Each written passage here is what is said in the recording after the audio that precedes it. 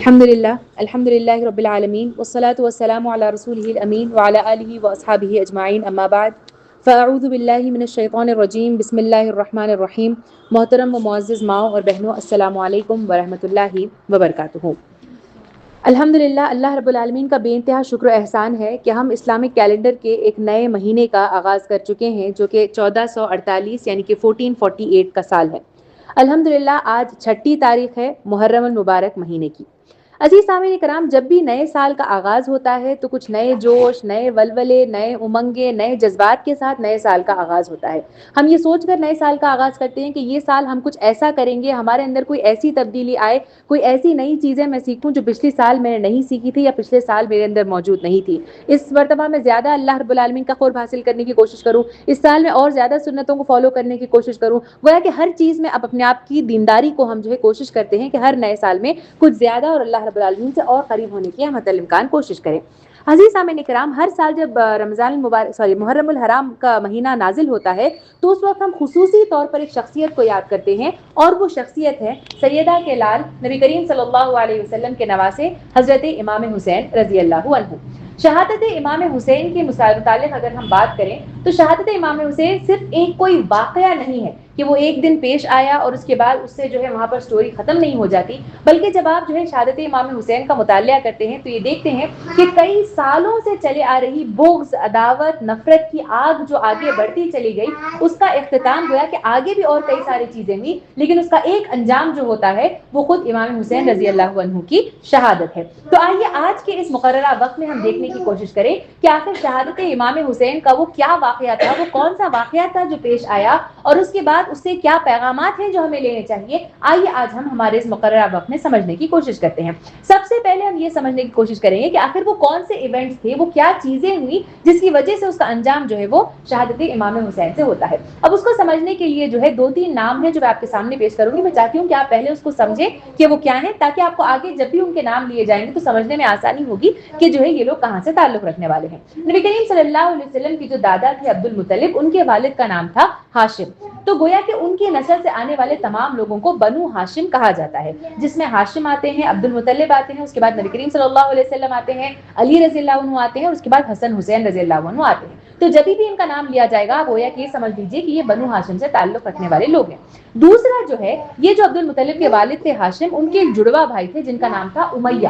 یہ امیہ سے نکلنے والے جتنے بھی لوگ ہیں انہیں بنو امیہ کے نام سے یاد کیا جاتا ہے۔ اب بنو امیہ میں سے جن خاص لوگوں کا نام میں آپ کے سامنے رکھوں گی، اس میں خصوصی طور پر جو نام لیا جاتا ہے وہ ہے ابو سفیان رضی اللہ عنہ، اور ابو سفیان رضی اللہ عنہ کے بیٹے تھے امیر معاویہ رضی اللہ عنہ، اور ان کے بیٹے تھے یزید۔ تو یہ 3 نام ہیں، بنو امیہ میں سے ابو سفیان رضی اللہ عنہ، اس کے بعد ان کے بیٹے امیر معاویہ رضی اللہ عنہ، اور اس کے بعد ان کے بیٹے یزید۔ یہ 3 نام۔ تو یہاں جب بھی ان کے نام لیے جائیں گے میں چاہتی ہوں کہ آپ اس کو کنیکٹ کر کے ریلیٹ کر پائیں کہ یہ بنو ہاشم اور یہ بنو امیہ کے لوگ کہلاتے ہیں۔ اب یہ بنو ہاشم اور بنو امیہ کے درمیان کی جو دشمنی تھی، اس کے آغاز ہونے کے کئی سارے وجوہات تھے۔ میں 2-3 وجوہات آپ کے سامنے رکھوں گی۔ سب سے پہلی وجہ یہ تھی کہ مکہ میں اس وقت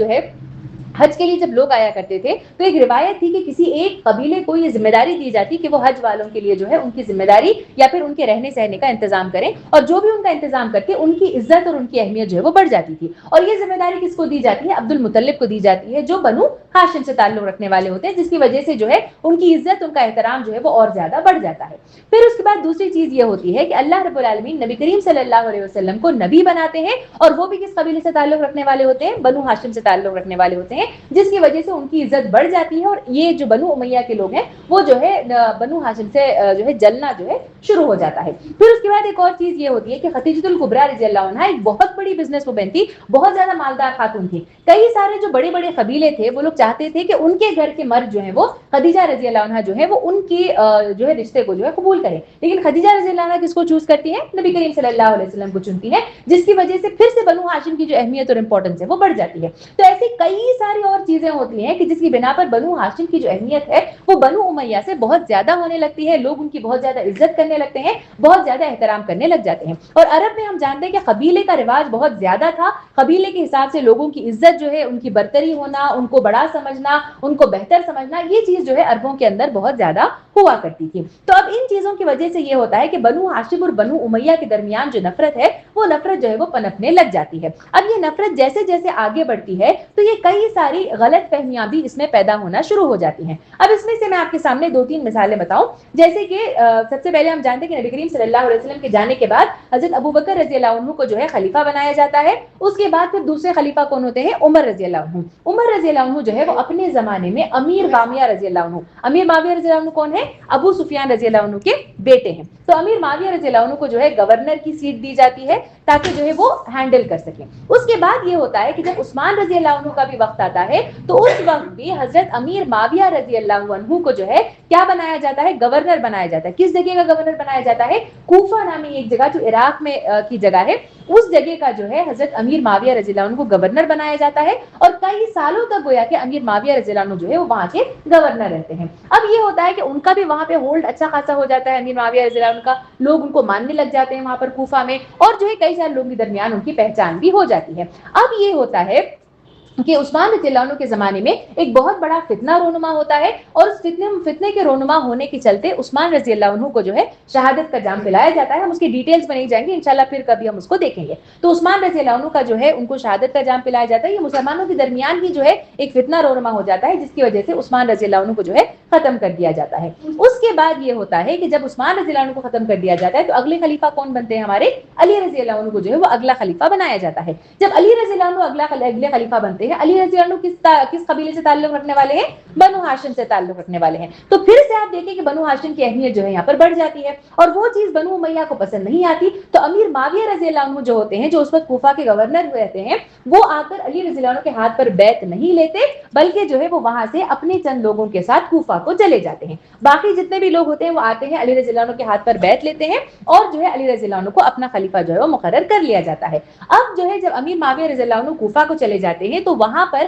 کئی ساری تقریریں کی جاتی ہیں, کئی سارے لوگوں کے سامنے یہ بات پیش کی جاتی ہے کہ عثمان رضی اللہ عنہ کی موت میں علی رضی اللہ عنہ کا ہاتھ ہے. یہ بہتان جو ہے وہ سرے عام لوگوں کے سامنے کر دیا جاتا ہے کہ عثمان رضی اللہ عنہ کی موت میں علی رضی اللہ عنہ کا ہاتھ ہے. اب مسلمانوں میں پھر سے پھوٹ پڑ جاتی ہے. لوگ کہتے ہیں کہ ہمارے خلیفہ کو جو ہے وہ کیسے مار سکتے ہیں, تو اسی لیے ہمیں قصاص کا حکم جو ہے اسلام میں چونکہ آیا ہے, تو اس لیے خون کے بدلے خون علی رضی اللہ عنہ کو جو ہے وہ امیر معاویہ رضی اللہ عنہ کے جو ہے سپرد کر دیا جائے تاکہ ان کے خلاف جو ہے کوئی فیصلہ لیا جا سکے. اس کے بعد کئی سارے فتنے رونما ہوتے ہیں پھر سے, اور اس وجہ سے جو ہے علی رضی اللہ عنہ اور جو ہے امیر معاویہ رضی اللہ عنہ کے درمیان جنگیں جو ہے وہ ہونا شروع ہو جاتی ہیں. جب یہ جنگیں ہونا شروع ہو جاتی ہیں ان دونوں کے درمیان, تو کئی ٹائم تک جو ہے ان کی جنگیں چلتی ہیں, اور جنگیں چلتے ہوئے جو ہے آخر میں جو ہے علی رضی اللہ عنہ بھی جو ہے وہ فتنوں کا شکار ہوتے ہیں اور جو ہے اللہ تعالیٰ کو پیارے ہو جاتے ہیں. اب علی رضی اللہ عنہ جب اللہ تعالیٰ کو پیارے ہو جاتے ہیں تو اس وقت آپ دیکھیے کہ اسلام میں کیا قانون ہے کہ تمام مسلمان مل کر, خلافت کا قانون اسلام میں تھا کہ تمام مسلمان اپنی رائے سے جو سب سے زیادہ فائز ان لوگوں کے درمیان, سب سے زیادہ جو ہے اچھا جو ہے ان لوگوں کے درمیان تھا, اس کو ان کو جو ہے نامزد کیا جاتا, گویا کہ ان کو سلیکٹ کر لیا جاتا اور وہ جو ہے ان کے خلیفہ بن جایا کرتے تھے. اب یہاں پر ایسا ہوتا ہے کہ امیر معاویہ رضی اللہ عنہ جو ہے وہ کوفہ کو جاتے ہیں, اور کوفہ کو جانے کے بعد جو ہے وہ اس بات کا اعلان کرتے ہیں کہ اب سے جو ہے میں تم لوگوں کا بادشاہ ہوں, انا اول الملوک, کہ میں مسلمانوں میں سب سے پہلا بادشاہ ہوں. اور یہاں سے جو ہے ملوکیت کا یا پھر مونارکیل سسٹم کا یا بادشاہت کا آغاز ہوتا ہے. وہ اعلان کرتے ہیں کہ اب سے میں تمہارا بادشاہ ہوں مسلمانوں کا, میرے ہاتھ پر آ کر بیعت لی جائے. اب ان کے ہاتھ پر جو ہے بیعت لینے والے کئی سارے لوگ, کیونکہ کوفہ کے وہ بہت ٹائم تک گورنر رہے, تو کئی سارے لوگ جو ہے وہ آ کر ان کے ہاتھ پر بیعت کر لیتے ہیں. لیکن ساتھ ہی جو حسن حسین رضی اللہ عنہ اور یہاں پر کچھ صحابہ کرام تھے, وہ لوگ جو ہے جا کر ہاتھ پر بیعت لینے کو تیار نہیں ہوتے, کیونکہ وہ کہتے ہیں کہ نہیں, اسلام جو ہے وہ خلافت کی بات کرتا ہے, اسلام نے کہیں پر بھی بادشاہت کے بارے میں کوئی بات نہیں کی ہے. تو وہ جا کر جو ہے ان کے ہاتھ پر بیعت لینے کو تیار نہیں ہوتے. اب اس کے بعد جو ہے یہاں پر اور زیادہ فتنے رونما ہونا شروع ہو جاتے ہیں, مسلمانوں میں پھوٹ ہونا اور شروع ہو جاتی ہے. جب امیر معاویہ رضی اللہ عنہ بھی جو ہے اپنے اختتام کو پہنچتے ہیں تو اس وقت وہ نامزد کرتے ہیں کہ اب سے آگے سے میرا بیٹا یزید آپ لوگوں کا بادشاہ ہوگا, اگلے سے جو ہے وہ آپ کا بادشاہ بنے گا. اسلام میں جو ہے بیٹے کے بعد بیٹا, پھر بیٹے کے بعد بیٹے کا کوئی کانسیپٹ نہیں ہے, اور اسی لیے جو ہے خلافت کا کانسیپٹ آپ کو اسلام میں ملتا ہے. لیکن امیر معاویہ رضی اللہ عنہ اس بات کا صرف اعلان ہی نہیں کرتے, بلکہ عراق, شام, الگ الگ جگہوں پر جا کر اپنے بیٹے یزید کے ہاتھ پر لوگوں کو بیعت لینے پر آمادہ کرتے ہیں کہ بیعت لو ورنہ جو ہے تمہارے ساتھ ظلم و ستم کا معاملہ کیا جائے گا. تو کئی سارے لوگ جو ہے وہ یزید پر بھی بیعت لینا شروع کر دیتے ہیں. اب اس کے بعد امیر معاویہ رضی اللہ عنہ کے اختتام کے بعد یزید جو ہے وہ کوفہ کا گورنر کے ساتھ ساتھ کیا ہو جاتا ہے, یہ جو ہے مسلمانوں کا بادشاہ بھی بن کر بیٹھ جاتا ہے. جب وہ بادشاہ بن جاتا ہے تب وہ اس بات کا اعلان کرتا ہے کہ جو ہے حسن حسین رضی اللہ عنہ اور ایسے کئی سارے لوگ جو کہ ہاتھ پر آ کر بیعت لینے کو تیار نہیں ہے, وہ جہاں پر ملے ان کا سر جو ہے وہ قلم کر دیا جائے, یہ چیز کہی جاتی ہے. اب انہی سازشوں کے چلتے کئی ساری سازشیں شروع ہو جاتی ہیں جس میں حسن رضی اللہ عنہ جو ہے وہ شہید ہو جاتے ہیں, ان کو جو ہے ان کا اختتام ہو جاتا ہے. انشاءاللہ آگے ڈسکشن میں بتاؤں گی کہ کیسا جو ہے ان کا اختتام ہوتا ہے. اس کے بعد یہ ہوتا ہے حسن رضی اللہ عنہ کے انتقال کے بعد کہ حسین رضی اللہ عنہ جو ہے وہ اپنی فیملی اور اپنے جو ہے بہن, خصوصی طور پر جو نام آتا ہے ان کی بہن زینب رضی اللہ عنہ کا ذکر آتا ہے. ان کی بہن زینب رضی اللہ عنہ اور چند صحابہ کرام جو ہے وہ مکے میں موجود ہوتے ہیں. اب جب وہ مکے میں موجود ہوتے ہیں تو اس وقت امام حسین رضی اللہ عنہ کو جب یہ بات معلوم ہوتی ہے کہ کوفہ سے اس بات کا اعلان کر دیا گیا ہے, اور دوسری چیز یہ ہوتی ہے کہ عراق سے چند لوگ جو جانتے ہیں, جو لوگ نہیں چاہتے تھے کہ جو ہے بادشاہت وہ ہو, تو وہ امام حسین رضی اللہ عنہ کو خط لکھتے ہیں. کیا خط لکھتے ہیں کہ ہم آپ کے ہاتھ پر بیعت لینے کے لیے تیار ہیں, آپ یہاں پر آئیے. اور یہ چند لوگ نہیں تھے, گویا کہ آپ 50,000 پلس یہ لوگ تھے. انہوں نے کہا کہ یہاں پر وہ لوگ جمع ہیں, آپ آئیے, ہم آپ کے ہاتھ پر بیعت لے کر آپ کو اپنا خلیفہ بنانے کے لیے تیار ہے, جیسے اسلامک سسٹم میں ہوتا ہے. امام حسین رضی اللہ عنہ کو جو ہے وہاں پر جتنے لوگ ہوتے ہیں وہ کہتے ہیں کہ دیکھیے کوفہ کے لوگ جو ہے وہ بھروسہ کرنے کے لائق نہیں ہیں, آپ نہیں جائیے وہاں پر. تو اس وقت جو ہے ایک تدبیر کی جاتی ہے اور ایک اور صحابی مسلم رضی اللہ عنہ کو جو ہے وہ بھیجا جاتا ہے کہ وہ جا کر محاسبہ کر کے دیکھ سکیں کہ کیا واقعتاً لوگ وہاں پر ہیں جو بیعت لینے کو تیار ہیں. جب مسلم رضی اللہ عنہ وہاں پر پہنچتے ہیں تو وہ دیکھتے ہیں کہ کافی بڑی تعداد میں ایسے لوگ ہیں وہاں پر جو امام حسین رضی اللہ عنہ کے ہاتھ پر بیعت لینے کے لیے تیار ہیں. تو واپس سے جو ہے خط لکھ کر بھیجتے ہیں کہ یہاں پر حالات اچھے ہیں, سازگار ہیں, کئی سارے لوگ ہیں, آپ جو ہے یہاں پر آئیے, آپ کے ہاتھ پر بیعت لی جائے گی. نو بائی دا ٹائم یہ کمیونیکیشن ہوتا ہے, گویا کہ یزید کو معلوم ہو جاتا ہے کہ مسلم رضی اللہ عنہ یہاں پر آئے ہوئے ہیں اور یہاں پر جو ہے حالات کو سازگار کرنے کی کوشش کی جا رہی ہے. تو اس وقت فوراً جو ہے مسلم رضی اللہ عنہ کے قتل کا جو ہے اعلان کیا جاتا ہے. وہ جہاں پر ملتے ہیں کچھ واقعات پیش آتے ہیں, اس کے بعد جو ہے مسلم رضی اللہ عنہ اور ان کے چھوٹے چھوٹے بچے ہوتے ہیں ان کو بھی جو ہے وہ ختم کر دیا جاتا ہے. اب پہلے زمانے میں کمیونیکیشن اتنا جلدی نہیں ہوا کرتا تھا جیسے آج کل کا کمیونیکیشن ہے. تو چونکہ حسین رضی اللہ عنہ کو آلریڈی خط مل گیا تھا کہ آپ یہاں سے نکل جائیے, حسین رضی اللہ عنہ اپنے ساتھ 72 افراد کو لے کر وہاں سے جو ہے 72 افراد کو وہاں سے لے کر وہ نکل پڑتے ہیں, اور نکل کر جس جگہ پر جس مقام پر وہ پہنچتے ہیں وہ کربلا کا میدان ہے جہاں پر وہ قیام کرتے ہیں. اب کربلا میں پہنچنے کے بعد یزید اس بات کا اعلان کرتا ہے, جب اس کو معلوم ہوتا ہے کہ امام حسین رضی اللہ عنہ جو ہے وہ وہاں پر موجود ہیں, تو اس بات کا اعلان کرتا ہے کہ وہاں پر جو پانی کا سسٹم تھا اس پانی کے سسٹم کو جو ہے بند کر دیا جائے تاکہ امام حسین رضی اللہ عنہ اور ان کے ساتھ آنے والے جو لوگ ہیں ان کو پانی جو ہے وہ سپلائی نہ ہو. تو اس طریقے سے پانی کا جو ہے بند کر دیا جاتا ہے. امام حسین رضی اللہ عنہ کو کئی دنوں تک جو ہے پانی جو ہے میسر نہیں آتا, اور ساتھ ہی ساتھ یزید جو ہے وہ اپنی ملٹری کے کچھ لوگوں کو بھیجتا ہے, وہ لوگ وہاں پر آتے ہیں, وہاں پر پہنچ کر جو ہے ایک کے بعد ایک یوزلی جو جنگیں ہوتی ہیں وہ دو بڑی بڑی جو ہے قومیں ایک دوسرے کے سامنے فوج کھڑی ہوتی ہے, ایک کے بعد ایک وہ لوگ جاتے ہیں, اس طریقے سے جو ہے جنگ کا وہ ہوتا ہے. لیکن یہاں پر ایسا ہوتا ہے کہ چونکہ ان کی فوج نہیں ہوتی ہے, صرف 72 لوگ ہوتے ہیں, تو ان میں سے جو ہے صحابہ کرام جو ہوتے ہیں ایک ایک کر کے کئی سارے نامور صحابیوں کا اس میں نام آتا ہے, ایک ایک کر کے وہ لوگ آگے بڑھتے ہیں کہ امام حسین رضی اللہ عنہ کو نہیں بلکہ وہ لوگ جا کر اپنی جان دیں. تو جب وہ جاتے ہیں تو جو ہے ایک کے بعد ایک جو ہے ان کو ختم کر دیا جاتا ہے, جس میں علی اکبر رضی اللہ عنہ کا نام آتا ہے, عباس رضی اللہ عنہ کا نام آتا ہے, حر رضی اللہ عنہ کا نام آتا ہے, زینب رضی اللہ عنہ کے 2 بیٹے اور محمد رضی اللہ عنہ کا ذکر آتا ہے. یہ تمام جو ہے جب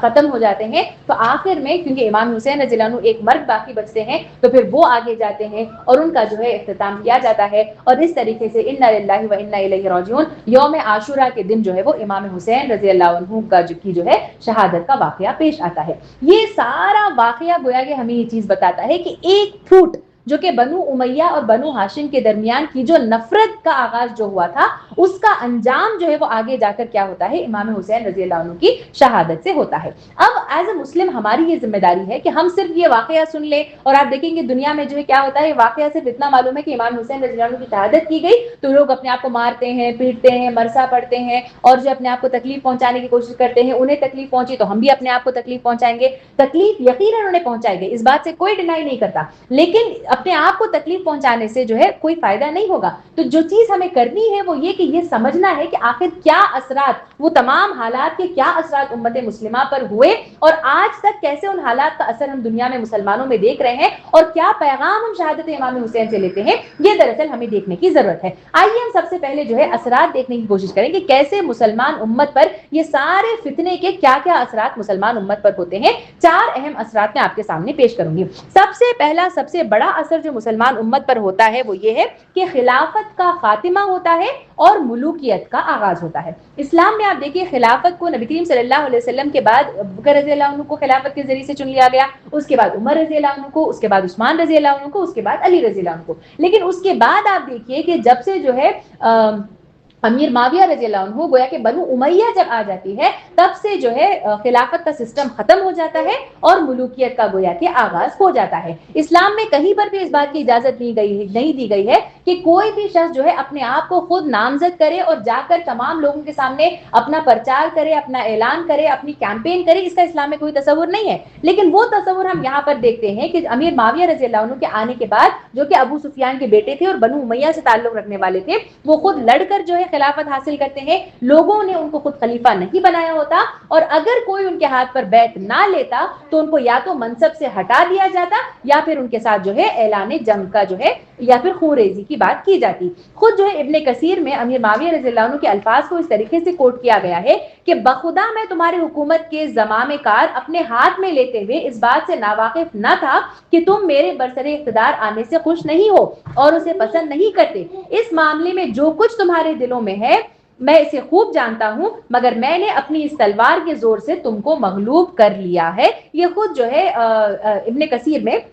حضرت امیر معاویہ رضی اللہ عنہ کے الفاظ کو کوٹ کیا گیا ہے۔ تو گویا کہ یہ ملوکیت کا آغاز یہاں سے ہوتا ہے جہاں پر رہنما جو ہے وہ مسلمانوں کے آزادانہ مشورے سے نہیں چنا جاتا بلکہ خود اپنے آپ سے اپنے آپ کو نامزد کر لیتا ہے۔ یہ سب سے بڑا، سب سے برا اثر مسلمان امت پر ہوتا ہے۔ اسی لیے آپ دیکھیے کہ آج بھی جن کنٹریز کو اسلامک کنٹریز کہا جاتا ہے اس میں بادشاہت کا قانون آج بھی رائج ہے کہ ایک کے بعد ایک ان کا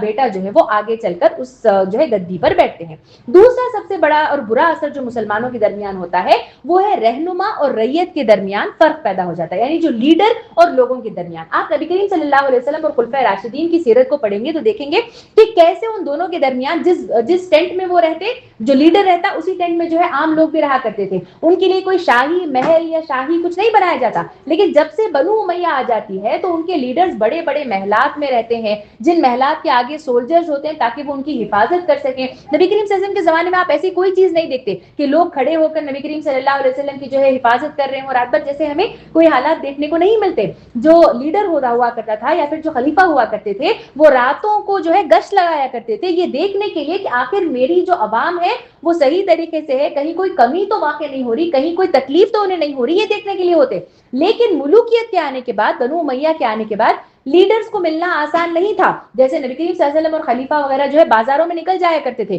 کوئی بھی انہیں پکڑ کر پوچھ سکتا کہ بتاؤ بیت المال کا پیسہ کہاں خرچ کیا ہے، کتنا خرچ کیا ہے، کہاں پر گیا ہے، کوئی بھی جا کر انہیں سوال پوچھ سکتا تھا۔ چنانچہ وہ واقعہ ہمارے سامنے آتا ہے کہ ایک بدو جب نبی کریم صلی اللہ علیہ وسلم جو ہے ان کو کملی والے کہا جاتا ہے، چادر جو ہے وہ اوڑھنے والے تھے، تو اس وقت جو ہے ایک بدو جو ہوتا ہے وہ آ کر نبی کریم صلی اللہ علیہ وسلم کی چادر کو آپ تصور کریے بیچ بازار میں کھینچ لیتا ہے، جس کی وجہ سے کیا ہوتا ہے کہ نبی کریم صلی اللہ علیہ وسلم کو اس سے تکلیف پہنچتی ہے۔ لیکن نبی کریم صلی اللہ علیہ وسلم اس سے یہ نہیں کہتے کہ تم کون ہوتے ہو مجھ سے سوال کرنے والے، میں تو سارے مسلمانوں کا لیڈر ہوں، یہ چیز نہیں کہتے۔ کیوں؟ کیونکہ مسلمانوں کے اندر جو چیز اللہ تعالیٰ اور اللہ تعالیٰ کے رسول صلی اللہ علیہ وسلم نے ہمیں سکھائی تھی وہ ایسی لیڈرشپ کہ وہ ہمیشہ جو ہے اپنی رعیت کے لیے ریڈی رہیں، لیکن وہ چیز کا اختتام جو ہے وہ یہاں پر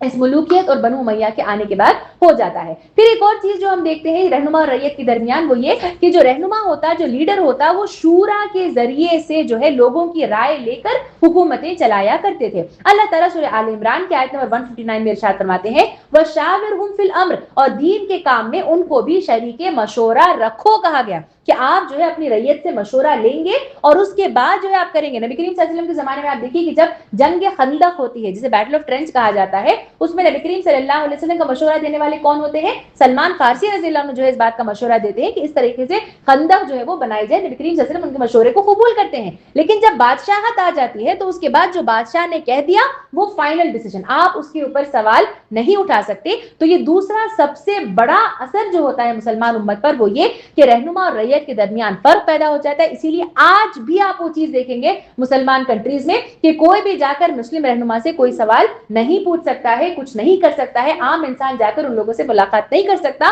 اور وہ فرق جو ہے وہ دونوں کے درمیان پیدا ہو گیا ہے. تیسرا اثر جو مسلمان امت پر ہوتا ہے وہ یہ کہ نسلی اور قومی نفرتوں کا آغاز ہو جاتا ہے. آپ دیکھیے عربوں کے حالات نبی کریم صلی اللہ علیہ وسلم کے آنے سے پہلے یہ تھے کہ نفرتوں کا بازار گرم تھا وہاں پر, چاہے وہ قوم کے نام پر ہو, نسل کے نام پر ہو, قبیلے کے نام پر ہو, وطن کے نام پر ہو, نفرتوں کو عام کیا جاتا تھا. لیکن نبی کریم صلی اللہ علیہ وسلم جب آئے تب انہوں نے کیا کیا, انہوں نے لوگوں کو بتایا کہ اسلام جو ہے وہ نسل, رنگ, روپ کے بیسس پر آپ کے درمیان فرق نہیں کرتا, بلکہ اسلام ہمیں یہ سکھاتا ہے کہ ہر کوئی کیا ہے, ایک جیسا ہے. اللہ تعالیٰ کے سامنے ایک ہی صف میں کھڑے ہو گئے محمود و ایاز, نہ کوئی بندہ رہا نہ کوئی بندہ نواز. کہ اللہ تعالیٰ کے سامنے ہر کوئی جو ہے وہ ایک جیسا تعلق رکھنے والا ہے. لیکن جب بنو امیہ کی قوم آ جاتی ہے تو بنو امیہ اور بنو ہاشم کی نفرت کا اندازہ آپ اس بات سے لگائیے, جو نفرتیں وہ عام کرتے ہیں کہ لوگوں کا قتل کرنا بھی ان کے لیے جو ہے نفرت اتنی زیادہ کہ قتل کرنے سے بھی وہ نہیں ہچکچاتے. میں نے آپ کے سامنے حسن رضی اللہ عنہ کا جو یہ پیش کیا تھا, آئیے میں بتاؤں کہ وہ کیا واقعہ تھا اور کس طریقے سے جو ہے حسن رضی اللہ عنہ کو جو ہے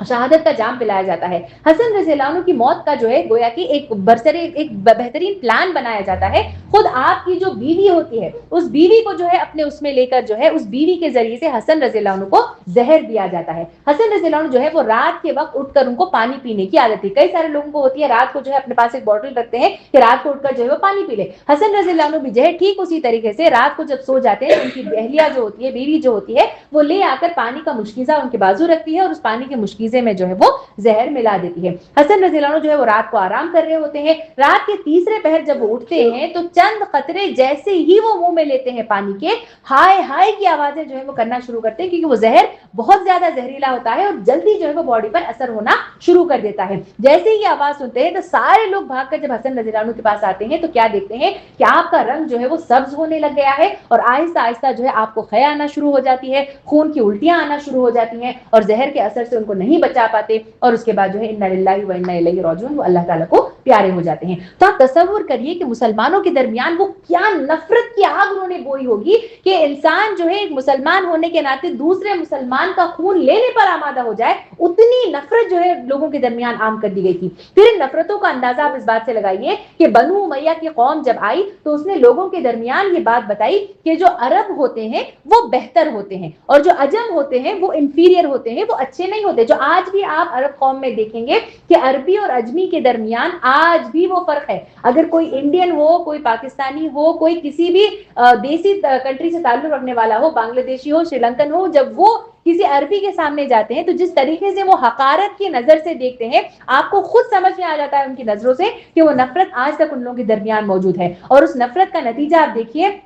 یہ جو ہے وہاں کے لوگوں نے کہا کہ چاہے کچھ بھی ہو جائے وہاں کا جو جج بنے گا, وہاں کا جو امام بنے گا, وہ صرف اور صرف ایک عربی ہوگا, کوئی اجمی کو وہاں کا امام بننے کی بھی اجازت نہیں دی گئی تھی. ایک واقعہ آپ کے سامنے بتاؤں کہ حضرت سعید بن جبیر رضی اللہ عنہ ایک بہت بڑے عالم تھے, اور یہ عالم ایسے تھے کہ ان کے جیسا علم رکھنے والے, قاضی بننے کے لیے, جج بننے کے لیے جو علم چاہیے تھے, ان کے ہم پلہ بہت کم لوگ تھے. جب ان کو جج بنا دیا جاتا ہے تو سارے وہاں کے لوگ جو ہے شہر میں شور مچانے لگ جاتے ہیں کہ عرب کے سوا کوئی قضا کا اہل نہیں ہو سکتا, نعوذ باللہ. تو پھر اس کے بعد جو ہے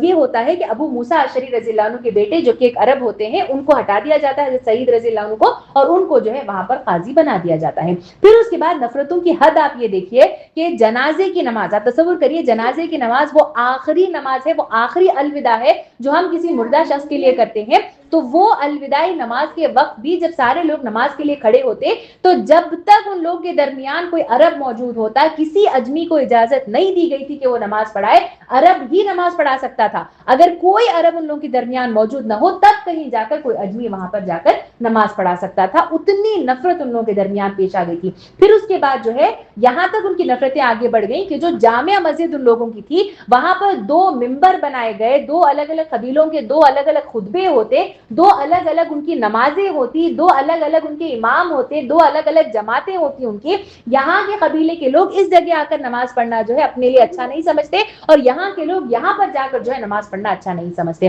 نعوذ باللہ. آپ دیکھیے عزیز سامعین کرام کہ آج بھی وہ نفرتوں کے بیج مسلمانوں کے اندر باقی ہیں, جس کی وجہ سے آپ دیکھتے ہیں کہ کئی سارے مساجد کے سامنے لکھا کہا جاتا ہے کہ فلانے جماعت کے لوگ یہاں پہ آ کر نماز نہیں پڑھ سکتے ہیں. یہ نفرت کے بیج آپ دیکھیے کہ کہاں سے چلے آ رہے ہیں کہ آج تک مسلمانوں کے اندر جو ہے وہ نفرت مسلمانوں کے درمیان آج تک ہمیں دیکھنے کو ملتی ہے. اب اس کے بعد چوتھا اثر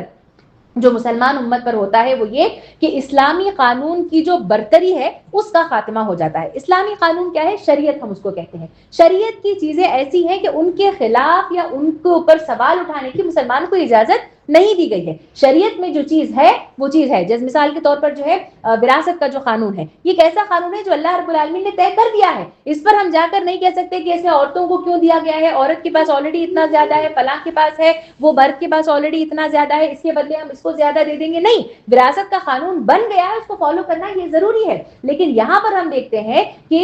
جب بنو امیہ کی جو ہے قوم کی بادشاہت کا آغاز ہوتا ہے تو 3-4 مثالیں میں آپ کو بتاؤں کہ کیسے شریعت کی ناقدری کی جاتی ہے اور شریعت میں چینجز اور تبدیلیاں لے آئی جاتی ہیں. سب سے پہلا وراثت کا قانون مثال کے طور پر. وراثت کے سلسلے میں جو ہے جیسے میں نے آپ کو بتایا کہ اللہ کے رسول نبی کریم صلی اللہ علیہ وسلم اور خلفائے راشدین کے زمانے میں جو ہے جو چیز ہمیں بتائی گئی تھی وہ یہ کہ کوئی مسلمان کسی کافر کا وارث نہیں ہو سکتا اور کوئی کافر کسی مسلمان کا وارث نہیں ہو سکتا. لیکن جب بنو امیہ کی قوم آتی ہے تو وہ لوگ اس بات کا اعلان کرتے ہیں کہ اب سے مسلمان جو ہے وہ غیر مسلمان کا وارث بن سکتا ہے, لیکن غیر مسلمان کسی مسلمان کا وارث نہیں بن سکتا. کیوں؟ کیونکہ غیر مسلمان اگر مسلمان کا وارث بنے گا تو مسلمانوں کی یہاں سے جو ہے ان کی زمینیں جو ہے وہ غیر مسلمانوں کے پاس بھی جانا شروع ہو جائیں گی, لیکن مسلمان جو ہے وہ جا کر غیر مسلمانوں کی وراثت لے سکتے ہیں. نعوذ باللہ, یہ تحریر جو ہے وہ شریعت میں کی گئی. دوسری مثال جو بنو امیہ نے کی وہ یہ کہ نفرتوں کو پھیلانے کی اسلام میں اجازت نہیں دی گئی ہے. اسلام میں کہیں پر بھی یہ چیز نہیں سکھائی گئی کہ اگر تم کسی سے نفرت کرتے ہو تو جا کر 10 لوگوں کو بتاؤ, لیکن اسلام نے یہ سکھایا کہ اگر تمہیں کسی سے محبت ہو تو جاؤ اور شخص کو بتاؤ کہ تم اسے محبت کرتے ہو. کیوں؟ کیونکہ اسلام بھائی چارگی کی, محبت کی زبان سمجھاتا ہے اور چاہتا ہے کہ لوگ جو ہے اسی محبت کی زبان سے دوسروں کو بھی دیکھیں. کبھی برائی کسی کی دیکھو تو اسلام نے ہمیں کیا سکھایا کہ اس پر تم پردہ ڈال دیا کرو. لیکن جو ہے جب بنو امیہ کی قوم جو ہے بادشاہت پر آتی ہے تو نفرت پھیلانا ان کے لیے اتنا عام ہو جاتا ہے کہ وہ برسر منبر پر کھڑے ہو کر علی رضی اللہ عنہ کو جو ہے وہ گالیاں دیتے, تمام لوگوں کے سامنے انہیں برا بھلا کہتے. یہاں تک کہ آپ تصور کریے مسجد نبوی جہاں پر خود نبی کریم صلی اللہ علیہ وسلم کو جو ہے وہاں پر دفنایا گیا ہے, وہاں پر کھڑے ہو کر وہ علی رضی اللہ عنہ کو ٹھہر کر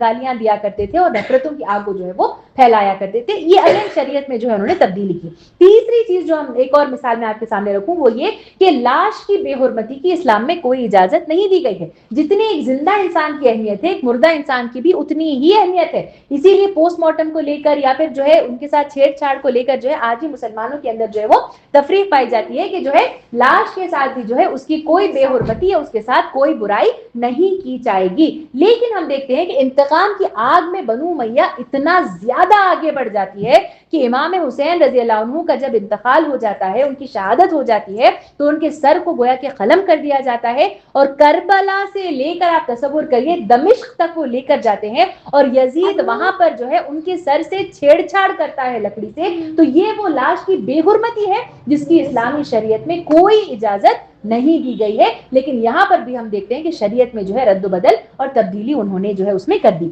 تو یہ 4 اہم برے اثرات ہیں مسلمانوں پر جو کہ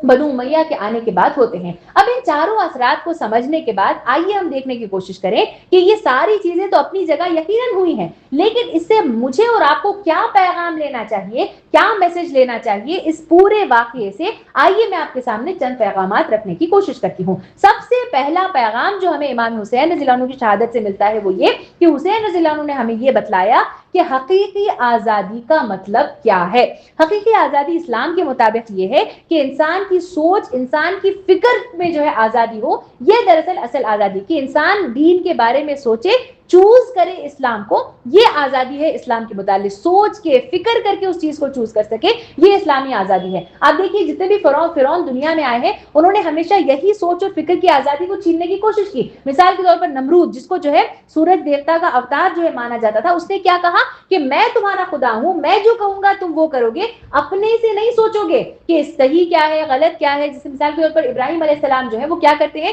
سورج کو دیکھتے اور کہتے ہیں یہ میرا خدا نہیں ہو سکتا, چاند کو دیکھ کر کہتے ہیں یہ میرا تمہارا خدا نہیں ہو سکتا. تو نمرود نے چاہا کہ نہیں, یہ سوچنے سمجھنے کی صلاحیت, اس کی فکر کی تمہیں ضرورت نہیں ہے, بلکہ تمہیں کیا کرنا ہے, جو کچھ میں کہہ رہا ہوں اسی چیز کو گویا کہ تمہیں فالو کرنا ہے. پھر اس کے بعد خود فرعون جو کہ موسیٰ علیہ السلام کے زمانے میں آپ دیکھیے کہ وہ کہتا ہے انا رب, کیا کہتا ہے کہ انا ربکم الاعلی, کہ میں جو ہے سب سے بڑا خدا ہوں, وہ کہتا ہے, اور کہتا ہے کہ جو ہے میں جو بات کہوں گا اس بات کو جو ہے تمہیں ماننا ہوگا, اپنی سے سوچ و فکر نہیں کرنی ہے. جب آپ دیکھیے کہ موسیٰ علیہ السلام اپنا عصا پھینکتے ہیں اور وہ جادوگر جو ہوتے ہیں, جب وہ جادوگر وہاں پر آتے ہیں تو اس وقت وہ لوگ کیا کرتے ہیں, اس عصا کی وجہ سے اس کے سامنے کیا ہوتے ہیں, موسیٰ علیہ السلام کے سامنے اللہ رب العالمین کے آگے جھک جاتے ہیں کہ یہ یقیناً جادو نہیں ہے, یہ یقیناً کوئی بڑی ہستی ہے جو کہ موسیٰ علیہ السلام کو جو ہمت اور طاقت دے رہی ہے. لیکن اس وقت فرعون ان سے کیا کہتا ہے کہ تمہاری ہمت آخر کیسے ہوئی کہ تم بغیر مجھے پوچھے ان کے آگے جھک گئے. تو گویا کہ وہ لوگ چاہتے تھے کہ یہ سوچ اور فکر کی جو آزادی ہے,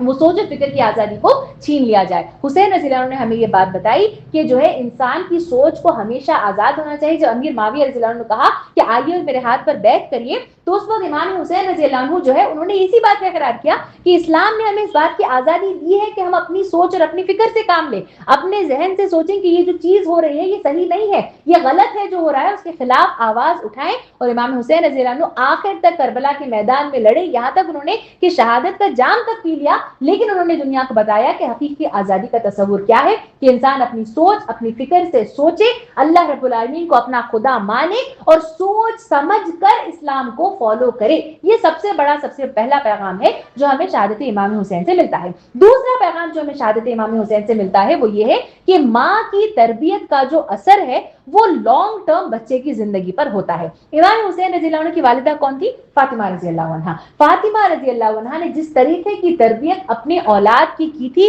اسی تربیت کی وجہ سے آپ دیکھتے ہیں کہ حسن اور حسین رضی اللہ عنہ جو ہے بادشاہت پر جا کر بیعت لینے کے لیے تیار نہیں ہوتے ہیں. یہ اسی تربیت کا اثر تھا. فاطمہ رضی اللہ عنہ کی تربیت کے سلسلے میں اگر ہم دیکھیں تو جب وہ اپنے بچوں کی تربیت کرتی تھی تو بتایا جاتا ہے کہ وہ کلام اللہ کے ذریعے سے یعنی قرآن مجید کے ذریعے سے اپنے بچوں کی وہ تربیت کیا کرتی تھی. جب بھی ان کے بچے کو لوری سناتی تو لوری کے بدلے جو ہے وہ قرآن کی آیتیں انہیں سنایا کرتی تھی. جب بچے جھگڑا کرتے یا بچوں کے درمیان کوئی لڑائی جھگڑا ہوتا جو کہ ایک بہت کامن چیز ہے بچوں کے درمیان, تو بچوں کو جو ہے گویا کہ وہ قرآن کی آیتوں کے ذریعے سے بتاتی کہ دیکھو لڑائی جھگڑے کے بارے میں اللہ تعالیٰ نے کیا کیا چیزیں ہمیں قرآن میں بتائیں گے. مثال کے طور پر ایک واقعہ سامنے آتا ہے کہ ایک مرتبہ ان کے دو بچے جو ہے وہ لڑائی جھگڑا کر رہے تھے, تو انہیں پاس بلاتی ہیں اور جو ہے انہیں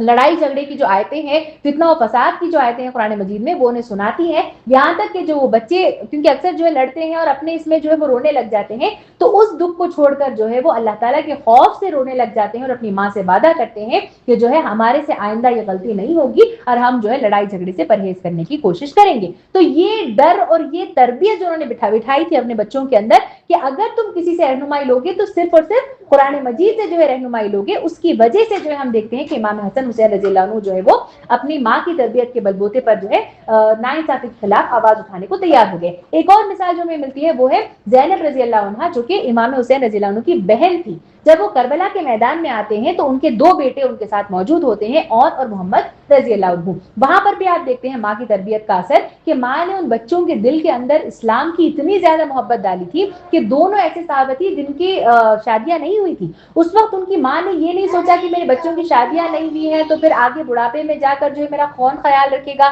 میرے بچے اگر آج چلے گئے تو پھر ان کو جو ہے آباد بستے ہوئے میں کب دیکھوں گی, کیا دیکھوں گی, یہ نہیں سوچا. انہوں نے اپنے بچوں سے کہا کہ تم جاؤ اور اپنے ماموں پر یعنی کہ امام حسین رضی اللہ عنہ پر تم قربان ہو جاؤ جا کر, کیونکہ یہ اسلام کے صحیح کے لیے لڑ رہے ہیں. تو وہ جاتے بھی ہیں, ان کے بچے شہید بھی ہو جاتے ہیں, اللہ تعالیٰ کو پیارے بھی ہو جاتے ہیں اور گویا کہ شہادت کا جام پی لیتے ہیں. یہ ہے وہ ماں کی تربیت کا اثر جو بھلے ہی ہمیں جو ہے انیشیل طور پر سمجھ میں نہ آتا ہو, چھوٹا سا بچہ ہے وہ کب ماں کی تربیت سے کتنا کیا ہو رہا ہے ہمیں سمجھ میں نہیں آتا, لیکن یہ وہ اثرات ہیں جو لانگ ٹرم اثرات ہیں. اسی لیے اللہ کے رسول نے جو ہے کیا فرمایا کہ ماں کی گود بچے کی پہلی درسگاہ ہے, کہ جو بھی نقوش جو ماں چھوڑتی ہے اس بچے کے اندر وہ شروعات میں بھلے ہی نظر نہ آئے, لیکن جیسے جیسے وہ بچہ بڑا ہونے لگتا ہے وہ اثرات جو ہے آپ کو آئندہ اس کی زندگی میں نظر آنے لگ جاتے ہیں. یہ دوسرا پیغام ملتا ہے کہ ماں کو اپنے بچوں کی صحیح تربیت کرنی چاہیے تاکہ اس کا اثر بچے آگے چل کر بھی دکھا سکے اور مسلمان امت کو بہترین جو ہے وہ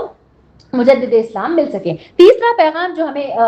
شہادت امام حسین سے ملتا ہے وہ یہ کہ جب بھی کوئی خبر آپ کے پاس آئے تو بلا تحقیق و تصدیق کے اس کو آگے نہ بڑھایا جائے. آپ دیکھیے جتنے فتنے رونما ہوئے عثمان رضی اللہ عنہ کے قتل سے آپ لے کر سمجھیے علی رضی اللہ عنہ کے ساتھ جو فتنہ ہوا, آگے چل کر امام حسین رضی اللہ عنہ تک بھی آپ دیکھیے کہ جو ان کی شہادت پیش آئی, ان تمام میں جو ہے جو ایک میجر ریزن تھا وہ یہی کہ لوگوں کو جو چیز کہی جاتی تھی اپنے دماغ کا استعمال نہیں کرتے, بس کسی نے کہہ دیا تو اس بات کو انہوں نے فوراً مان لیا. مثال کے طور پر جو ہے جب علی رضی اللہ عنہ امیر معاویہ رضی اللہ عنہ آمنے سامنے ہو جاتے ہیں تو امیر معاویہ رضی اللہ عنہ جو ہے وہ ایک تقریر کرتے ہیں, اور اس کا ایک چھوٹا سا حصہ میں مطلب ایک حصہ آپ کے سامنے پیش کروں. وہ کہتے ہیں کہ لوگوں آج شجاعت دکھانے کا وقت ہے, اگر آج اسلام کی لاج تم نے رکھ لی اور بے گناہ عثمان رضی اللہ عنہ کے خون کا قصاص لینا ہے تو اپنی جانوں پر کھیل جاؤ اور علی رضی اللہ عنہ کو دکھا دو کہ مسلمان اس طرح اپنے عزیزوں پر قربان ہوتے ہیں. یعنی انہوں نے کہہ دیا کہ علی رضی اللہ عنہ جو ہے وہ عثمان رضی اللہ عنہ کے قتل میں شامل تھے. لوگوں نے سوچا نہیں, اپنے عقل کا استعمال نہیں کیا, تحقیق نہیں کی, تصدیق نہیں کی کہ آخر کیا حالات تھے, کیا ہوا تھا, کیا واقعی علی رضی اللہ عنہ عثمان رضی اللہ عنہ کے اس میں شامل تھے, نہیں سوچا. بس کسی نے کہہ دیا تو جیسا کہہ دیا اس کو فوراً انہوں نے قبول کر لیا. حالانکہ اللہ تعالیٰ قرآن مجید میں ارشاد فرماتے ہیں یا ایھا الذین آمنوا ان جاءکم فاسق بنبأ فتبینوا ان تصیبوا قوما بجہالۃ فتصبحوا علی ما فعلتم نادمین. فرمایا اے لوگوں جو ایمان لائے ہو, اگر کوئی فاسق تمہارے پاس کوئی خبر لے کر آئے تو اس کی تحقیق کر لیا کرو, کہیں ایسا نہ ہو کہ تم کسی گروہ کو نادانستہ نقصان پہنچا بیٹھو اور پھر اپنے کیے پر پشیمان ہو جاؤ. کہ جو ہے جب چڑیا چگ گئی کھیت تو اس کے بعد پھر کچھ کرنے سے نہیں ہوگا, کہ جب کوئی خبر تمہارے پاس آئے تو سب سے پہلے اس کی تصدیق کر لیا کرو. آج کے زمانے میں آپ دیکھیے انفارمیشن ہر جگہ انسان کو مل رہی ہے. آپ واٹس ایپ کھولیے, آپ ٹویٹر کھولیے, آپ انسٹاگرام کھولیے, آپ فلاں کھولیے, یوٹیوب کھولیے, ہر جگہ انفارمیشن ہے. اور ہم مسلمانوں کا حال یہ ہے کہ نیچے جو ہے وہ لوگ لکھتے ہیں صحیح بخاری 1809, صحیح بخاری فلاں 2106. ہم تحقیق نہیں کرتے کہ کیا یہ واقعی صحیح بخاری کی حدیث ہے, نہیں سوچتے, بس فارورڈ کر دیا ہم نے. تصور کریے کہ وہ کتنی بڑے عذاب کو ہم دعوت دے رہے ہیں کہ آپ کسی غلط انفارمیشن کو, صرف وہ نمبر کے چینج کو آپ تصور کریے کہ حدیث صحیح ہے لیکن نمبر آپ نے غلط بتایا ہے, اور جتنے لوگوں کو آپ فارورڈ کر رہے ہیں وہ کسی مقرر کے پاس پہنچتا ہے, وہ مقرر بھی جو ہے بغیر تحقیق کیے اس کو استعمال کرتا ہے اور پھر 100 لوگوں کے سامنے وہ حدیث رکھتا ہے. تو آپ تصور کریے کہ وہ ایک انسان جس نے کسی ایک کو فارورڈ کیا تھا اور وہ ایک کے بدلے جو 1000 لوگوں تک وہ انفارمیشن پہنچ گئی ہے, کون ہے اس کا ذمہ دار, کون کرے گا اس کی تصدیق, کون بتائے گا مسلمانوں کو کہ وہ چیز صحیح ہے.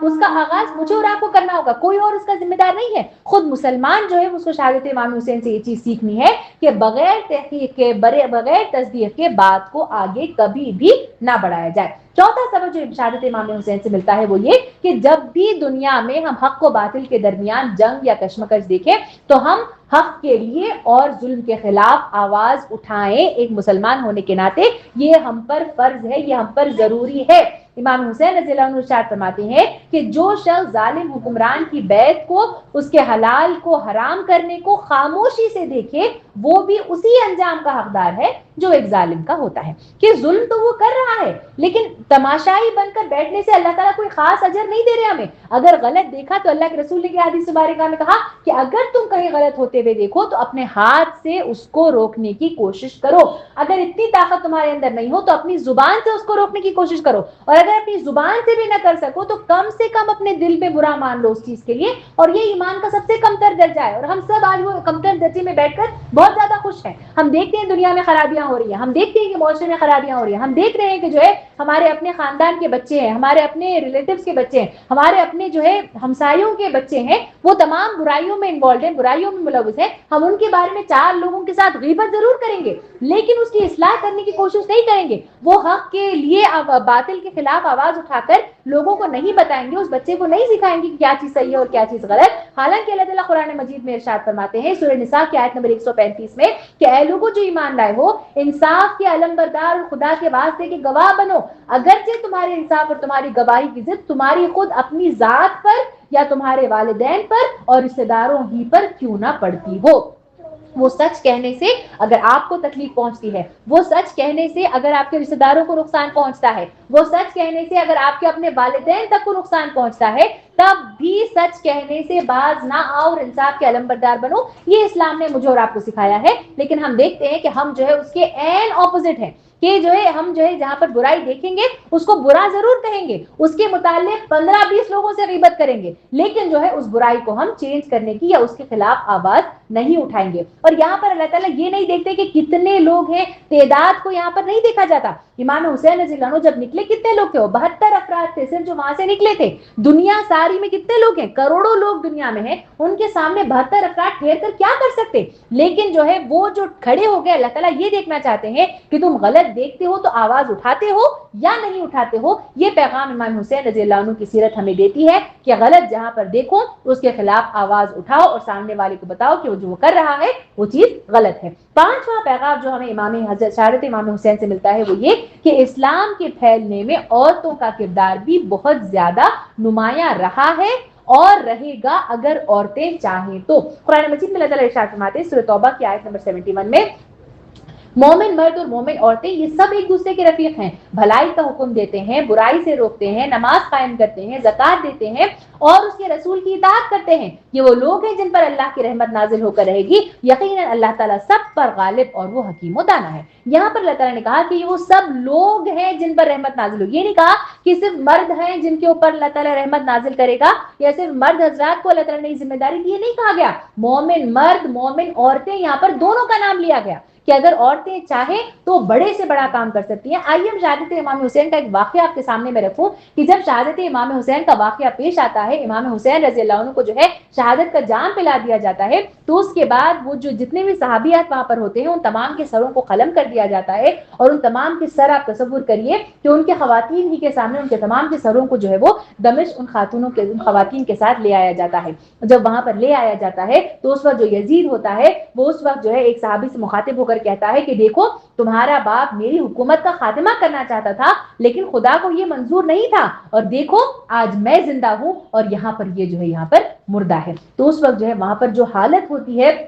وہ صحابی کی, کیونکہ غم بہت تازہ ہوتا ہے تو وہ کچھ کہہ نہیں پاتے, بالکل خاموش ہو جاتے ہیں. لیکن اس وقت زینب رضی اللہ عنہا جو کہ امام حسین رضی اللہ عنہ کی بہن تھی وہ خاموش نہیں رہتی. تصور کریے آپ ایسی جگہ جہاں پر ایک ایسا شخص کھڑا ہوا ہے, وہ چٹکی بجائے اور ان کے سر کو قلم کر دیا جا سکتا ہے, لیکن وہ خاموش نہیں رہتی اور وہاں پر جو ہے وہ پکار کر کہتی ہے کہ تجھ کو تو چند روز بعد موت آ بھی جائے گی, لیکن شیطان آج تک زندہ ہے. جو آزمائش کی گھڑیاں ہم پر تھی وہ اب ختم ہو چکی. تو جس خدا کا نام لے رہا ہے اور جس رسول کا نام لے کر دین کو قبول کرتا ہے, یہ بتا کہ جب تو رسول کے سامنے جائے گا تو اس رسول کو کیا, جب ہم کلمہ پڑھتے ہیں اشہد ان لا الہ الا اللہ تو اس کے ساتھ اشہد ان محمد رسول اللہ بھی پڑھتے ہیں, تو وہ کہتی ہے کہ بتاؤ جس نبی کا کلمہ لے کر تو نے اسلام جو ہے قبول کیا ہے, انہی کی بیٹیوں کے ساتھ, انہی کی بہوؤں کے ساتھ, انہی کے بچوں کے ساتھ تم نے جو کام انجام دیا ہے, بتا جا کر تو آخر نبی کریم صلی اللہ علیہ وسلم کو اپنی صورت کیسے دکھائے گا. ایک بہت بڑی بات انہوں نے کہی. یزید وہاں پر بہل جاتا, سمجھ میں نہیں آتا, بہت بوکھلا جاتا ہے کہ آخر میں کیا جواب دوں. تو اس پر وہ کہتا ہے کہ میں تو میدان جنگ میں موجود نہیں تھا, وہاں پر جو بھی برا کرنے والے تھے وہ دوسرے لوگ تھے, میں تو وہاں پر نہیں تھا. تو ایسے حالات میں بھی زینب رضی اللہ عنہا خاموش نہیں بیٹھتی, وہ فوراً اس کے بعد کہتی ہیں کہ جو ہے یقیناً تو کربلا میں موجود نہیں تھا, لیکن آج یہاں دمشق میں تو موجود ہے, اور یہاں پر جس رسول کا جس کلمہ تو پڑھ رہا ہے ان کی بیٹیوں کو یہاں پر رسیوں سے جکڑا گیا ہے, آج انہیں بے حجاب کر دیا گیا ہے تمہارے اپنے سامنے. کیا یہ کم ظلم ہے؟ تم نے جس کو دشمن سمجھا وہ تو تم سے زیادہ بہتر ہے. میرا باپ اور میرا بھائی تو تمہارے اپنے باپ اور تمہارے اپنے کام سے زیادہ افضل ہے. جیسے ہی یہ بات وہ سنتا ہے اسے غصہ تو ضرور آتا ہے, لیکن وہ کہنا بیٹھتا ہے کہ جو ہے ان تمام عورتوں کے جو ہے رسیوں کو جو ہے ان سے رہا کر دیا جائے. اس کے بعد جو ہے زینب رضی اللہ عنہا تب بھی خاموش نہیں بیٹھی. اس کے بعد بھی وہ کہتی ہے کہ اے یزید, تو نے ہمارا تماشا مردوں کو تو دکھا چکا, اب اپنی عورتوں کو ہمارا تماشا نہ دکھانا. ہمارے گھر ہم سے چھین لیے گئے, ہمارے زیورات ہم سے لٹ چکے, ہمارے جسم پر جو کپڑے موجود تھے وہ کپڑے پھٹ گئے, مہینہ بھر سے زیادہ ہو گیا کہ ہمارے بدن پر پانی نہ پڑا, ہم تیمم سے اپنی نمازیں پڑھ رہے ہیں, ہمارے سر چکٹ ہو گئے ہیں,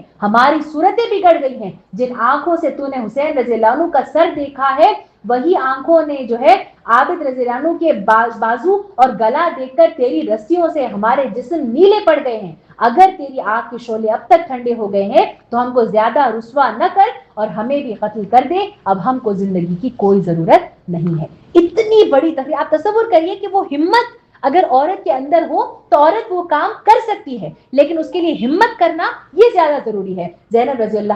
اللہ عنہا جب یہ تقریر کرتی ہے تو یہ سن کر یزید جو ہے یہ حکم دیتا ہے کہ ان کے قیام کے لیے، عورتوں کے قیام کے لیے جو ہے ایک علیحدہ جگہ کا انتظام کیا جائے۔ یہاں پر یزید کے کیے جانے کو ہم شاباشی نہیں دے رہے، بلکہ ہم یہاں پر بیوی فاطمہ زینب رضی اللہ عنہا کی دیکھو دیکھ رہے ہیں کہ کیسے زینب رضی اللہ عنہا جو ہے کیسے باطل کے خلاف وہاں پر کھڑے ہو کر ایسی جگہ پر جہاں پر انہیں ختم کر دیا جا سکتا ہے، کسی لمحے وہ ختم ہو سکتی ہے، گھبراتی نہیں ہے، وہاں پر بھی کھڑے ہو کر جو ہے وہ حق کے لیے آواز اٹھاتی ہیں۔ گویا کہ اس سے معلوم ہوتا ہے کہ عورت کا کردار اسلام کے پھیلنے میں بہت نمایاں ہے، اگر عورت چاہے تو وہ یقیناً بڑے سے بڑا کام کر سکتی ہے۔ چھٹا اور آخری پیغام جو شہادت امام حسین سے ہمیں ملتا ہے وہ یہ ہے کہ توبہ کا دروازہ اللہ تعالیٰ کے سامنے ہمیشہ کھلا ہوا ہے، انسان کے سکرات کا وقت شروع ہونے تک کا وقت انسان کے پاس ہے، انسان چاہے تو توبہ کر کے اپنے آپ کو اللہ تعالیٰ سے معافی اور اپنے گناہوں کی معافی مانگ سکتا ہے۔ اللہ تعالیٰ ارشاد فرماتے ہیں سورہ زمر کی آیت نمبر 53 میں، قل یا عبادی الذین اسرفوا علی انفسہم لا تقنطوا من رحمت اللہ ان اللہ یغفر الذنوب جميعا انہ هو الغفور الرحیم، کہ اے نبی صلی اللہ علیہ وسلم کہہ دو کہ اے میرے بندو جنہوں نے اپنی جانوں پر زیادتی کی ہے، اللہ کی رحمت سے مایوس نہ ہو جاؤ، یقیناً اللہ تعالیٰ سارے گناہ معاف کر دیتا ہے، وہ تو غفور اور رحیم ہے۔ کہ ضرورت ہے اس بات کی ہے کہ انسان جو ہے اللہ تعالیٰ سے معافی چاہے، توبہ کرے، اور یہ اس لیے ہم شہادت امام حسین سے سیکھتے ہیں کہ ایک واقعہ جو ہے وہ شہادت امام حسین کے ذریعے کے وقت پیش آیا تھا، اور وہ واقعہ میں آپ کے سامنے رکھوں کہ شہادت امام حسین میں ایک خاص نام جو ذکر کیا جاتا ہے وہ حر بن یزید رضی اللہ عنہ کا نام لیا جاتا ہے۔ یزید، یہ وہ یزید کے بیٹے حر رضی اللہ عنہ نہیں ہے، بلکہ یہ کوئی اور یزید ہے، اور ان کے بیٹے حر بن یزید رضی اللہ عنہ کا ذکر ہمیں ملتا ہے کہ جب عراق سے جو خط لکھا جاتا ہے امام حسین رضی اللہ عنہ کو کہ آپ یہاں پر آئیے اور ہم آپ کے ہاتھ پر بیعت دینے کے لیے تیار ہیں، تو اس میں سے ایک سائن کرنے والے خود حر بن یزید رضی اللہ عنہ بھی تھے۔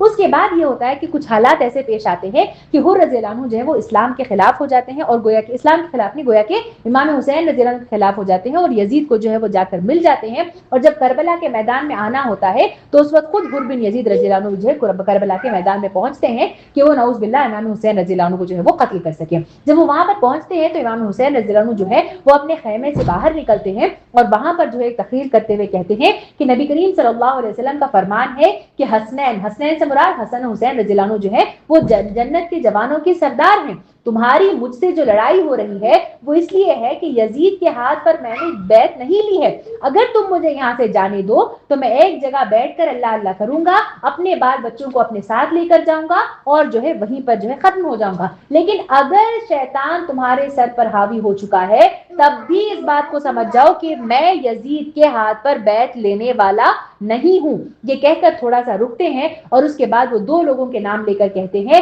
اے حر بن یزید، اے حجاج بن الحسن، کیا تمہارے دستخط اس میں موجود نہیں تھے جو کوفہ سے تم نے خط لکھے تھے؟ کیا تمہارے دستخط اس میں موجود نہیں تھے؟ یہ کہنا تھا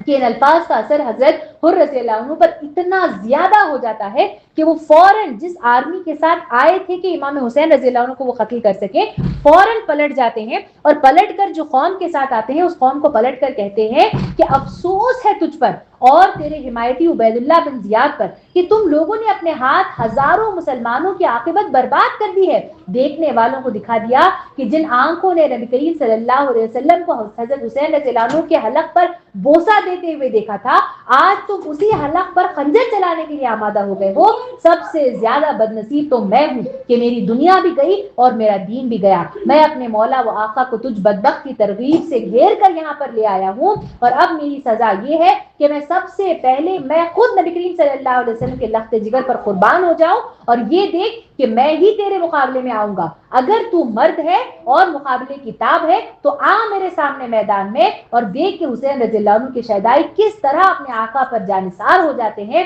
اور اتنا کہنا تھا کہ حر رضی اللہ عنہ جو اپنے گھوڑے کو دوڑاتے ہیں امام حسین رضی اللہ عنہ کے قدموں پر گر پڑتے ہیں، ان سے معافی چاہتے ہیں کہ اے امام حسین رضی اللہ عنہ مجھ سے غلطی ہو گئی، میں بہک چکا تھا، یزید کے ساتھ جا ملا تھا، آپ مجھے معاف فرما دیجئے۔ جیسے ہی امام حسین جو ہے وہ انہیں معاف کر دیتے ہیں تو پھر وہ فوراً وہاں سے پلٹتے ہیں اور اس کے بعد لڑنے کے لیے جس یزید کی قوم کے ساتھ وہ آئے تھے انہی کے ساتھ لڑتے ہیں اور جو ہے سبحان اللہ وہ شہادت کا جام پی لیتے ہیں۔ تو آپ تصور کریے کہ وہ ایک سیکنڈ کا ایک وہ کیا لمحہ ہوتا ہے، وہ کیا چیز ہوتی ہے جو کسی انسان کے دل کو بدلتے نہیں معلوم۔ وہی ایک سیکنڈ میں اگر وہ امام حسین پر جو ہے چھری چلا دیتے تو آپ تصور کریے کہ وہ دوسری طرف والے ہوتے، لیکن ان کا جو دل پلٹ جاتا ہے، وہ آ کر معافی مانگتے ہیں۔ آخری آپ تصور کریے بس 3-4 منٹ کی بات تھی، وہ ان 3-4 منٹوں میں پلٹ کر جو ہے وہ جا کر جو یزید کی قوم سے لڑتے ہیں، شہادت کا جام جو ہے وہاں پر نوش فرما لیتے ہیں۔ تو گویا کہ اس سے معلوم ہوتا ہے کہ انسان خطا کار ہے، جو اللہ تعالیٰ نے حدیث مبارکہ میں کہا،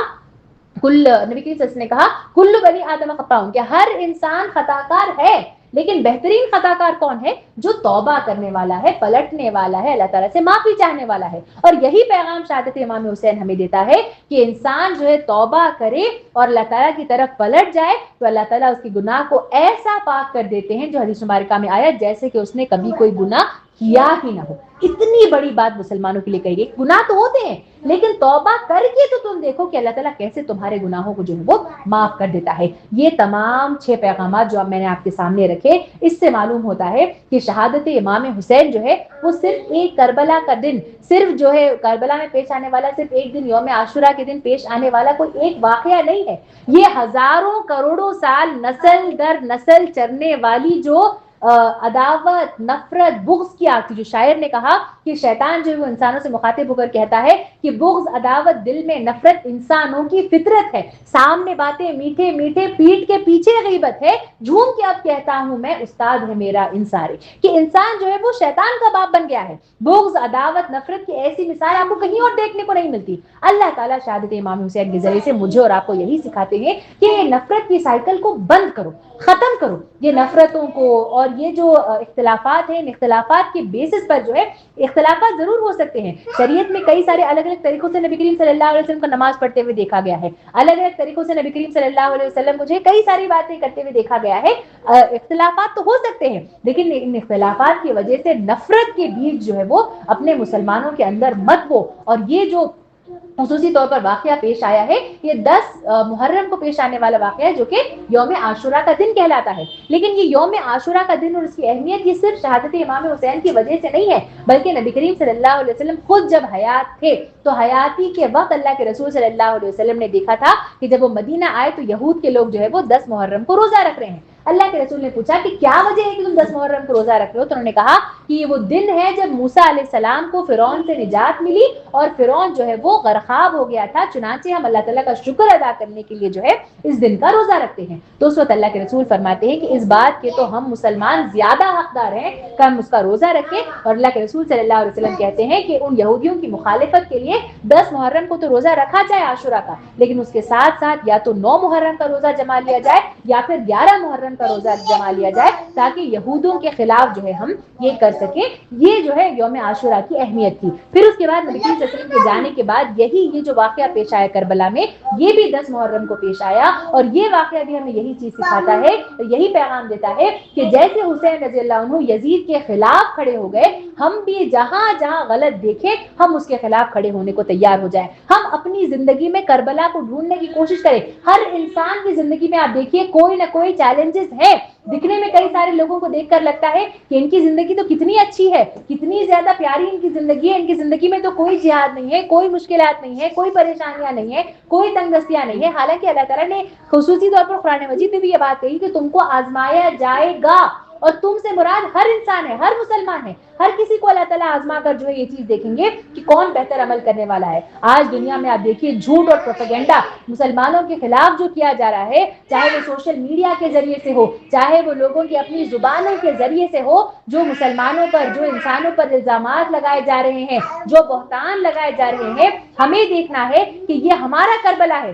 کہ جہاں جہاں پر ہم اسلام کے خلاف کوئی بات ہوتے ہوئے دیکھیں یا پھر کوئی ایسی جو ہے سنت کے خلاف کوئی بات ہوتے ہوئے دیکھیں تو کیا ہم اپنی آواز اٹھاتے ہیں یا ہم اپنی آواز جو ہے ان لوگوں کے خلاف نہیں اٹھاتے؟ یہ ہمارا کربلا ہے۔ اللہ تعالیٰ یہی دیکھنا چاہتے ہیں۔ غلط رائے ہم کئی سارے لوگوں کو جو ہے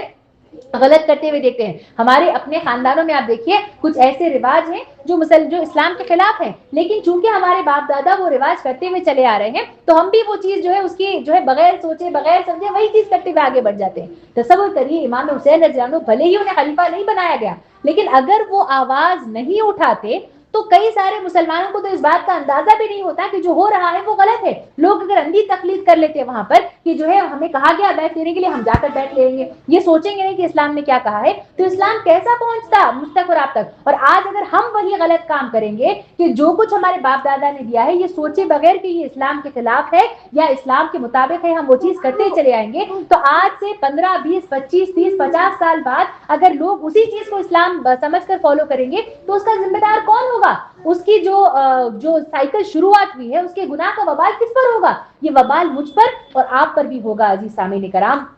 امام حسین رضی اللہ عنہ ہمیں جو چیز سکھائی وہ یہ کہ چاہے مشکلات کتنی بھی آ جائیں لیکن فرائض کو کبھی ٹالنا کبھی چھوڑنا نہیں چاہیے. آپ تصور کریے امام حسین رضی اللہ عنہ کربلا کے میدان میں موجود ہیں، ایک ایسی جگہ کہ جہاں پر کسی بھی وقت ان کا سر قلم کر دیا جا سکتا ہے، وہاں پر بھی نماز کا وقت ہوتا تو فوراً جو ہے وہ نماز کو پڑھ لیا کرتے تھے. ہم اپنی اپنی زندگیوں کو دیکھیں کہ ہم کیسا نماز کو پرائیورٹائز کر رہے ہیں، کیسا اپنے فرض کو جو ہے پرائیورٹائز کر رہے ہیں. کبھی کاروبار کی مصروفیت ہوتی ہے، کہیں گھر کی مصروفیت ہوتی ہے، کہیں شوہر کی مصروفیت ہوتی ہے، کہیں بچوں کی مصروفیت ہوتی ہے، کہیں اپنی ذاتی مسائل ہمارے ہوتے ہیں. ہر انسان کے مسائل ہیں، لیکن آپ اللہ تعالیٰ کو جا کر یہ نہیں کہہ سکتے کہ میں بہت زیادہ مصروف تھی اس لیے میں نماز نہیں پڑھ سکی. یہ ہم جا کر اللہ تعالیٰ سے نہیں کہہ سکتے. کہ امام حسین رضی اللہ عنہ کی زندگی ہمیں سکھاتی ہے کہ چاہے کچھ بھی مصروفیت آپ کی زندگی میں کیوں نہ ہو جائے، دینی فرائض کو ہم کبھی بھی نہ چھوڑیں. اور آخری پیغام جو کہہ کر انشاءاللہ میں اپنی بات کا اختتام کروں گی کہ عزیز سامعین کرام، یہ نفرتوں کی جو آگ ہے، آپ تصور کریے کہ چھوٹے چھوٹے خاندانوں میں ہی آپ دیکھیں